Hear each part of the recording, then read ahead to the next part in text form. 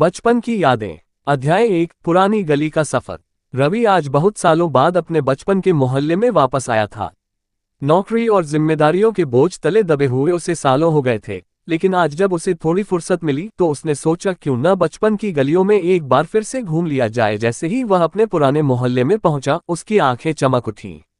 वही छोटी छोटी गलियां, पान की दुकान, मोहन चाचा की मिठाई की दुकान, जहां से वो चोरी छिपे जलेबियां खाया करता था। अचानक उसे अपने दोस्तों की याद आ गई, सूरज, मोहित और अनु। ये वही दोस्त थे जिनके साथ उसने सबसे सुनहरे दिन बिताए थे।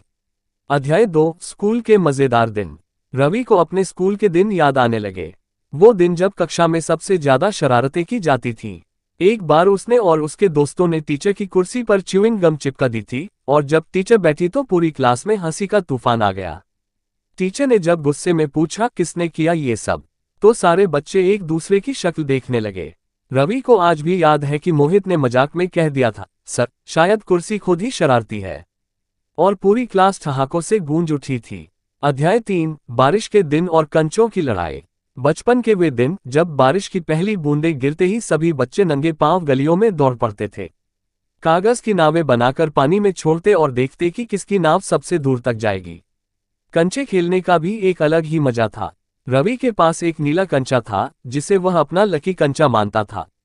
एक बार सूरज ने उसे हराने की ठान ली और पूरी तैयारी के साथ आया, पर अंत में रवि ने अपना नीला कंचा मारकर सूरज को हरा दिया। अब ये मेरा हुआ, सूरज ने कहा, पर रवि ने झट से जवाब दिया, अरे, दोस्ती में कोई जीत हार नहीं होती। और दोनों हंस पड़े। अध्याय 4 दिवाली की धमाल। दिवाली की रात सबसे खास होती थी। सब बच्चे नए कपड़े पहनकर पटाखे जलाने निकलते थे। अनु को अनार जलाना पसंद था तो मोहित को रॉकेट छोड़ना। रवि का सबसे पसंदीदा पटाखा था सांप, जो जलाने पर धीरे धीरे लंबा होता था। एक बार मोहित ने गलती से रॉकेट उल्टा छोड़ दिया और वह सीधा शर्मा अंकल के घर में चला गया। अंकल बाहर निकले और सब बच्चों को घूरने लगे। सब डर के मारे भाग गए, लेकिन बाद में खूब हंसे कि कैसे मोहित ने उल्टा रॉकेट छोड़ दिया था। अध्याय 5 बिछड़े दोस्त और आज की सच्चाई। समय बीतता गया। बड़े होने के साथ साथ जिंदगी बदलती गई। आज रवि अपने पुराने दोस्तों को बहुत मिस कर रहा था। जब उसने सूरज से फोन पर बात की तो पता चला कि वह अब अमेरिका में सेटल हो गया है।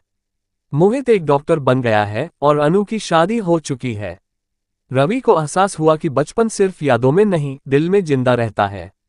वो हंसी, वो मासूमियत, वो बेफिक्री, ये सब कुछ वापस तो नहीं आ सकता, लेकिन इनकी यादें हमेशा दिल को गर्माहट देती रहेंगी। अंतिम दृश्य, फिर से वो बचपन जीने की चाह।